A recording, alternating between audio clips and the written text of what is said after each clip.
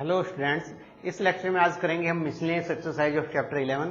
First 3 को exercise हमने इसकी कर चुके हैं, लेकिन उससे पहले आपसे रिक्वेस्ट है कि हमारा यूट्यूब चैनल है प्रोफेसर DRVs के नाम से, आप इसे जितना हो सके शेयर कीजिए, सब्सक्राइब कीजिए। इस चैनल पे आपको क्लास 9 से लेकर क्लास 12 तक physics, chemistry, math, bio, English का जो भी NCERT से रिलेटेड सिलेबस है उसके वीडियोज मिल जाएंगे। Thank you. तो स्टार्ट करते हैं मिसलेनियस एक्सरसाइज। फर्स्ट क्वेश्चन है, show that the line joining the origin to the point, origin को ज्वाइन कर रही है लाइन किससे, 2 1 1 से। Let this is O, this point is A, is perpendicular to the line.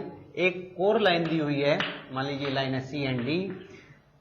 C के coordinates हैं आपके 3 5 एंड -1, D के कोऑर्डिनेट्स हैं आपके 4 3 एंड -1। हमें प्रूव करना है कि ये लाइन और ये लाइन आपस में परपेंडिकुलर है। तो कैसे करेंगे, हम इसकी डायरेक्शन रेशियोज निकाल लेते हैं ऑफ AB। निकालिए डायरेक्शन रेशियोज, 2 - 0 1 - 0 1 - 0, तो कितने आए, 2 1 and 1। Clear. Direction ratios of CD के क्या होंगे, 3 - 4 5 - 3 -1 में से -1 करेंगे तो +1 हो जाएगा। ये हो गया -1 5 - 3 2 एंड दिस इज 0। तो परपेंडिकुलरिटी के लिए क्या चेक करते हैं हम, A1 A2 plus B1 B2 plus C1 C2 0 आना चाहिए, तो लाइंस परपेंडिकुलर है। तो मल्टीप्लाई करें, A1 क्या है यहाँ पे, this is A1, this is B1 and this is C1। ये A2 है, ये B2 है और ये C2 है। तो 2 की मल्टीप्लाई -1 से करेंगे तो -2। B1 कितना है 1 और B2 कितना है 2, 1 और 2 की मल्टीप्लाई 2। C1 कितना है 1, C2 कितना है 0, 1 की मल्टीप्लाई 0 से कितना आएगा 0, तो 2 - 2 कितना हो जाएगा 0। तो इसका मतलब जब ये 0 आ जाए, लाइन्स आर परपेंडिकुलर है, O is perpendicular to CD। Simple question था, नोट डाउन कीजिए।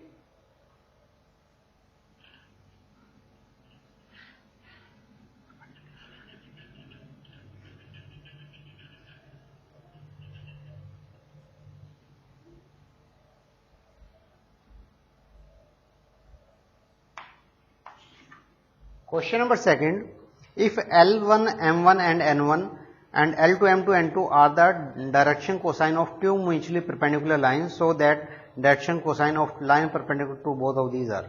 उसने क्या कहा है, मान लीजिए आपके पास दो लाइंस हैं, दोनों लाइंस परपेंडिकुलर है। उसने बोला वो let this line is L1, this line is L2। L1 के डायरेक्शन कोसाइन क्या है, L1 M1 एंड N1।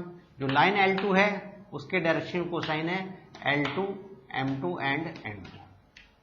ठीक है, वो कहता है एक थर्ड लाइन है जो इन दोनों के परपेंडिकुलर है। क्लियर है।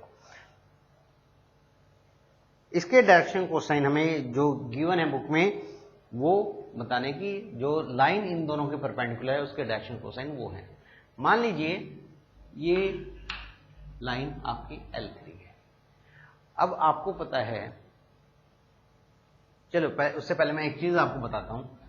यदि आपके पास डायरेक्शन कोसाइंस गिवन हो तो डायरेक्शन कोसाइंस से आप क्या बना सकते हैं, वेक्टर, एक कोई वेक्टर A बना सकते हैं, यूनिट वेक्टर। ठीक है ना, यूनिट वेक्टर बनता है डायरेक्शन कोसाइन से। तो क्या बनेगा, ये L1I plus M1J plus N1K। Direction cosine की हेल्प से आपको पता है, पहले भी बताया हुआ है कि क्या बन जाता है, यूनिट वेक्टर बन जाता है। और ये जो यूनिट वेक्टर A है ये किस लाइन के अलोंग है, this is along the line A1। ठीक है, L1। अब ऐसे ही L2 लाइन के यहाँ आपको डायरेक्शन कोसाइन गिवन है, तो इससे भी आप एक यूनिट वेक्टर बना सकते हैं L2i M2j प्लस N2k, और ये यूनिट वेक्टर होगा along the line L2। Clear है? अब कोई लाइन परपेंडिकुलर कब होगी? तीसरी लाइन। आपको पता है यदि हम इन दोनों का क्रॉस प्रोडक्ट ले लें ए का और बी का, तो ए और बी का जो क्रॉस प्रोडक्ट होगा वो परपेंडिकुलर होगा किसके?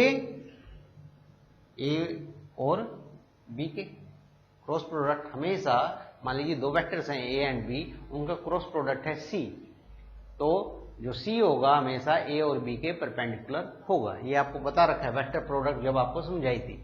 तो हम क्या करते हैं, हमें इसके डायरेक्शन कोसाइन निकालने हैं L3 के लाइन के, जो परपेंडिकुलर है L1 और L2 के। तो इसका मतलब हम इन दोनों की क्रॉस प्रोडक्ट निकाल दें, तो वो क्रॉस प्रोडक्ट इसके अलोंग होगी L3 के। Late this is unit vector C, A cross B। तो निकालिए, कैसे निकलेगा? I J and K। A के डायरेक्शन कोसाइंस कितने हैं? L1 M1 and N1, L2 M2 and N2। Solve करते हैं इसे। आई लिया आपने M1 N2 minus M2 N1, जैसे मैट्रिक्स सोल्व करते हैं वैसे ही करना है। Minus J L1 N2 minus L2 N1 plus में K L1 M2 minus L2 M1 is equal to, या माइनस है, माइनस को अंदर ले जाइए, M1 N2 M2 N1 plus में J L1 N2, नहीं माइनस अंदर जाएगा तो ये माइनस वाली टर्म तो प्लस हो जाएगी और प्लस वाली टर्म माइनस हो जाएगी।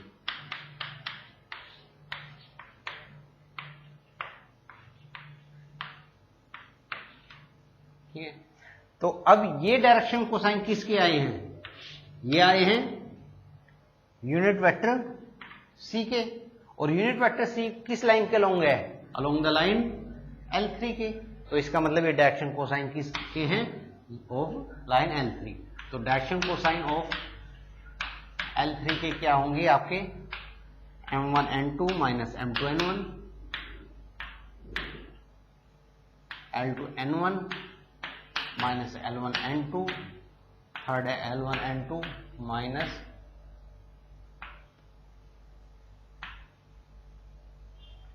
L2 M1। देखिए यही दिए हुए हैं क्या? तो यही इसके आपके जो प्रूव करना था कि डायरेक्शन कोसाइन ये होंगे, वही आपके डायरेक्शन कोसाइन आ चुके हैं। तो ये था क्वेश्चन नंबर आपका सेकंड। क्वेश्चन नंबर थर्ड देखिए।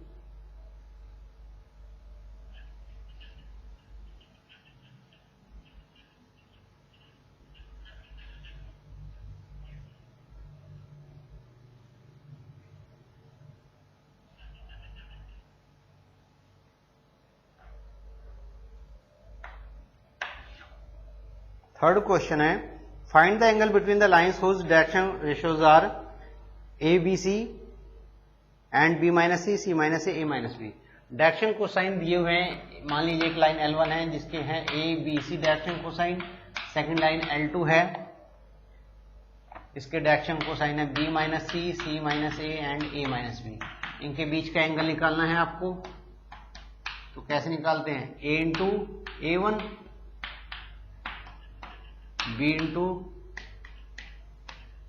B1 into B2 plus C1 into C2 upon में A1 square B1 square C1 square A2 square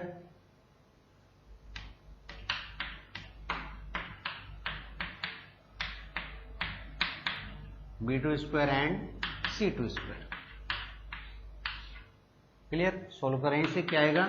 ऊपर वाले को A B minus A C plus B C minus bracket open किया आपने B A plus C A minus C B, नीचे यही वाली term आ जाएगी एज इट इज। अब आप देखिए A B minus A B, A C से A C cancel, plus minus से, और बी सी से बी सी, तो ऊपर जीरो आ गया तो नीचे भी जीरो हो जाएगा। मतलब नीचे वाली टर्म को कुछ भी उससे कोई फर्क नहीं पड़ता, जीरो तो नहीं होगी, नॉन जीरो है। Cos theta is equal to क्या हो गया, जीरो हो गया जब ऊपर वाली सारी टर्म्स कैंसिल होगी। तो कोस थीटा जीरो कब होता है, जब थीटा कितना होता है 90, means line L1 is perpendicular to L2। Note down करें इसे।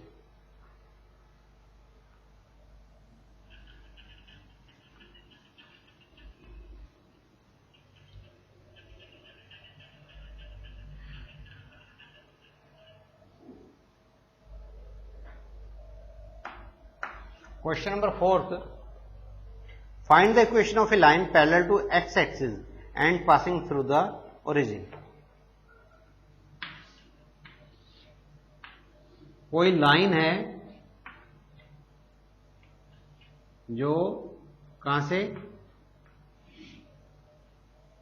पैरेलल टू एक्स एक्सिस है and parallel to x axis है और पासिंग थ्रू ओरिजिन है, तो यहां तो कहीं पे हो नहीं सकती, तो कहां से होगी, यही होगी, ठीक है ना।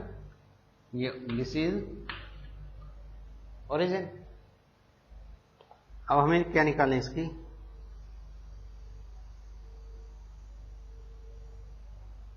ये डायरेक्शन, इस लाइन के डायरेक्शन कोसाइन क्या होंगे, इस लाइन के डायरेक्शन कोसाइन होंगे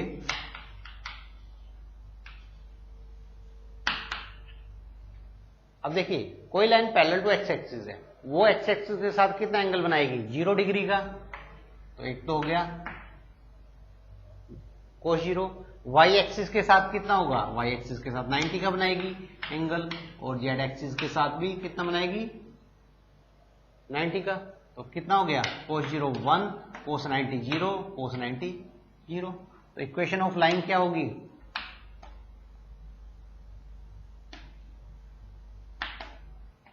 x माइनस x1 अपॉन में L, y minus y1 upon में M, z minus z1 upon में। अब आप कहेंगे सर नीचे तो कई बच्चों के दिमाग में आएगा, मैंने पहले भी बताया था कि यहाँ तो A, यहाँ B और यहाँ क्या होता है C, डायरेक्शन रेशियोज होते हैं। आपने L M N कहाँ से लिख दिए, ये तो डायरेक्शन कोसाइन है। मैंने आपको स्टार्टिंग में बताया था कि डायरेक्शन कोसाइन और डायरेक्शन रेशियोज क्या होते हैं, एक दूसरे के प्रोपोर्शनेट होते हैं, ठीक है ना।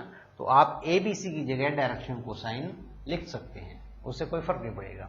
अब x1 y1 और z1 क्या है, यहाँ पे किस लाइन से पास कर रहे हैं, यहाँ पे आपके x1 y1 किस पॉइंट से पास कर रही है लाइन, ओरिजिन से, तो ये आपके 0 0 0 हो जाएंगे। तो x माइनस 0 अपॉन में 1, y माइनस 0 अपॉन में m की वैल्यू कितनी है 0, z माइनस 0 अपॉन में 0।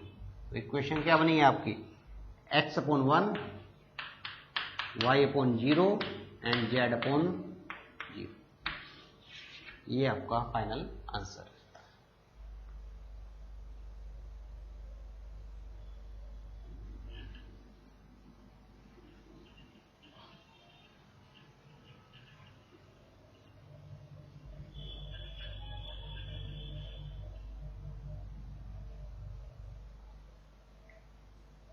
Question number 5. If the coordinates of the points A, B, C, D, coordinates given है,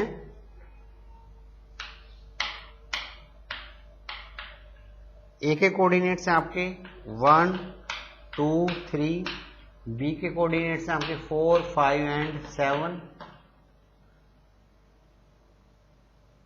और सी डी कोई लाइन है सी डी, वो कहते हैं मान लीजिए सी और डी ये हैं आपके, सी के को -4 3 एंड 6। तो एंगल बताना है आपको ए बी और सी डी के बीच में। तो direction cosine of a b कितना होगा, 4 - 1 3, 5 - 2 7 - 3। तो A1 आ गया आपका 3, B1 हो गया आपका 5 - 2 3 और C1 कितना हो गया 7 - 3 4। तो ऐसी डायरेक्शन कोसाइन ऑफ CD भी निकालें। CD के डायरेक्शन कोसाइन कितने होंगे, -4 - 2 3 - 9 और -6 - 2। तो ये हो गया आपका A2 -6, B2 -6 एंड C2 -8। अब एंगल निकालना है दोनों लाइंस के बीच का। एंगल किसके इक्वल होगा आपका, A1 A2 plus B1 B2 plus C1 C2, A1 square plus B1 square plus C1 square, A2 square plus B2 square plus में C2 स्क्वायर। A1 A2 3 की मल्टीप्लाई -6 से 3 × 6 -18। B1 B2 3 की multiply -6 से ये भी -18। C1 C2 4 की -8 से -32।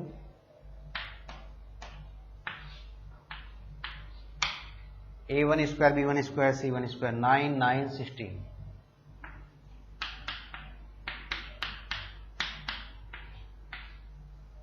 ये कितना होगा, A2 स्क्वायर 36 36 और 8 का स्क्वायर 64 -68। ये कितना आया 16 34 136।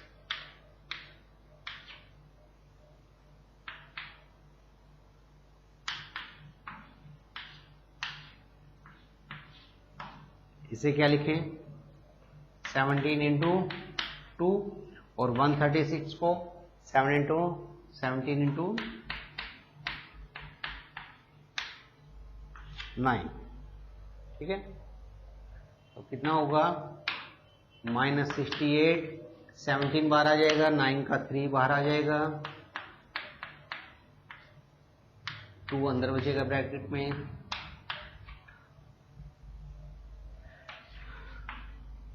मॉडुलस हटा रहा हूं मैं तो माइनस साइन कैंसल आउट, 4/3√2। क्या आंसर है इसका, क्वेश्चन नंबर है आपका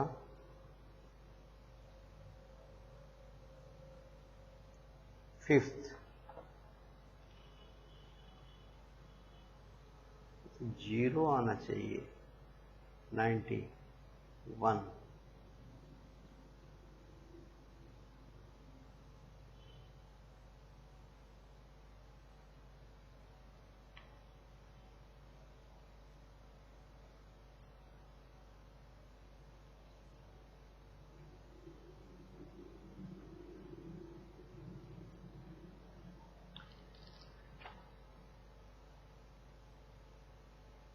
छत्ती 18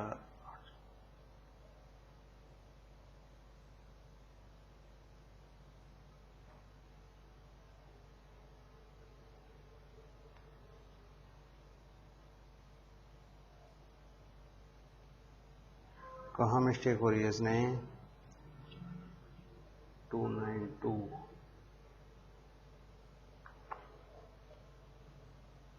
वैसे तो ये देखिए यहां से पता चल रहा है 3/-6 है, ये भी 3/-6 है। 3/-6 कितना होगा, -1/2। 3/-6 ये भी -1/2 आएगा। 4/-8 ये तो तीनों ही इक्वल आ रहे हैं, means lines are parallel. Lines parallel है तो एंगल 0, तो 0 के लिए भी इस तरीके से भी होना चाहिए, कहीं मिस्टेक हुई है आपकी। 34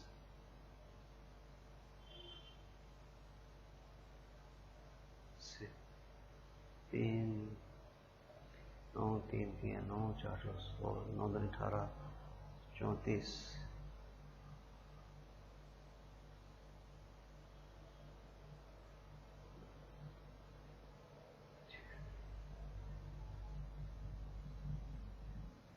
64, 36, 100, 136, 136।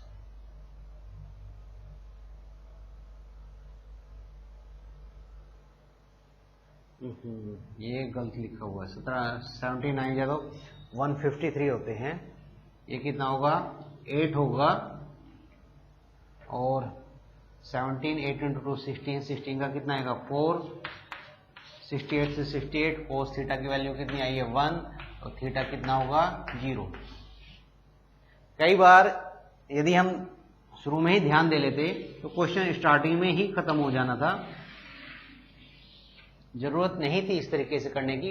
और यदि हम ध्यान नहीं देते तो इस तरीके से भी आंसर आपका सही आना चाहिए, लेकिन थोड़ा लेंथी हो गया। देखिए दूसरा तरीका मैं क्या बता रहा हूं, किस तरीके से होना चाहिए था। ये सही ये भी है पार्ट, लेकिन इसमें लेंथी हो गया, कैलकुलेशन आपको करनी पड़ी। यदि इस क्वेश्चन को आपको छोटा करना था तो थोड़ा स्टार्टिंग में ही ध्यान दे लें। a1 बाई a2 कितना है आपका? 3 बाई -6 है। कितना हो गया? -1 बाई 2। b1 बाई b2 भी आपका कितना दिया हुआ है? 3 by -6 -1 by 2। And c1 by c2, c1 by c2 कितना है? 4 बाई -8 -1 बाई 2। तो तीनों ही इक्वल हैं। और जब तीनों इक्वल होता है तो क्या होता है? रेशियोज आर इक्वल, तो लाइंस आर पैरेलल हो जाती हैं, मीन्स एंगल इज 0। ठीक है, तो चाहे इस तरीके से कीजिए, चाहे जो मैंने पहले किया उस तरीके से, दोनों ही तरीके से क्वेश्चन ठीक है। नोट डाउन कीजिए 5th क्वेश्चन को।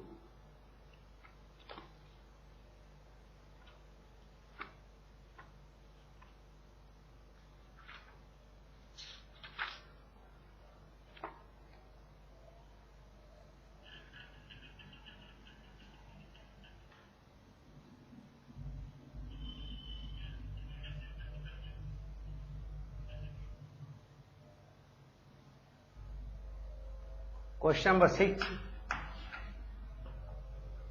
Find if the lines are perpendicular. Two lines हैं, x -1 अपॉन में -3 is equal to y -2 upon में 2k। फर्स्ट लाइन तो ये है।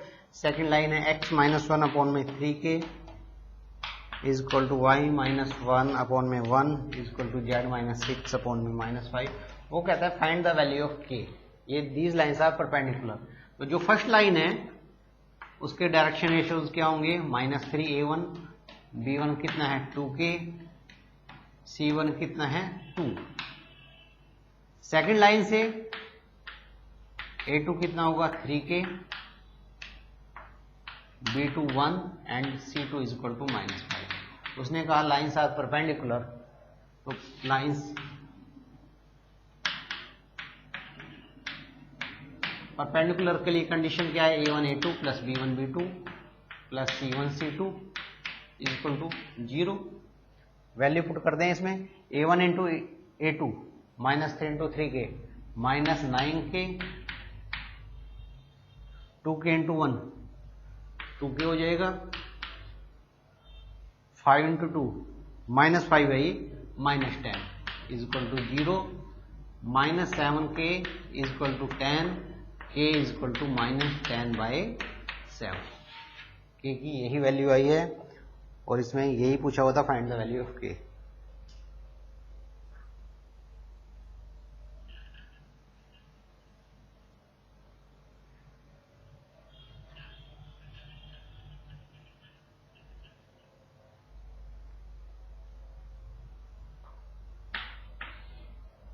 Seventh, find the vector equation of the line passing through 1, 2, 3 and perpendicular to the plane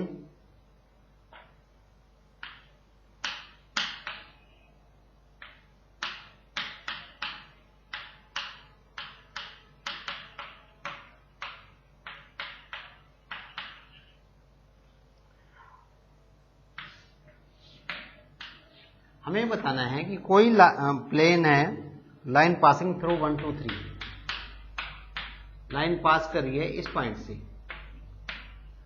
ठीक है,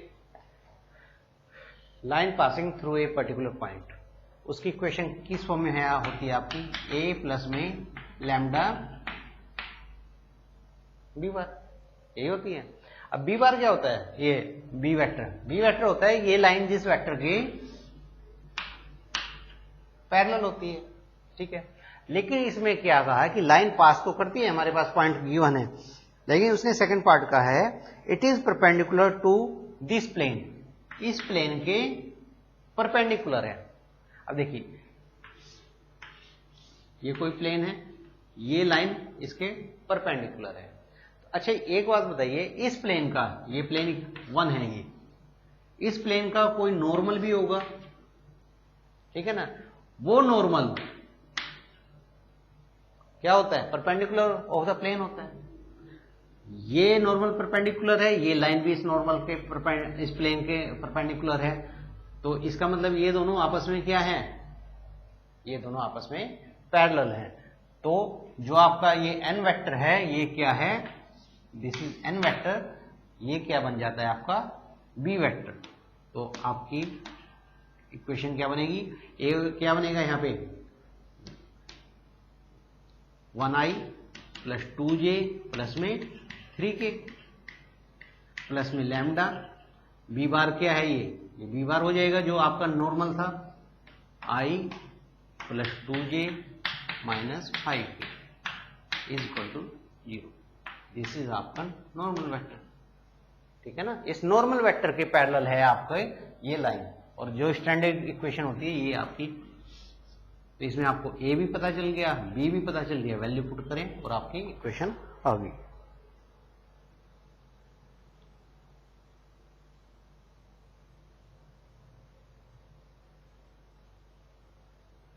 तो ये था क्वेश्चन नंबर 7। बाकी क्वेश्चन हम नेक्स्ट लेक्चर में करेंगे। Thank you.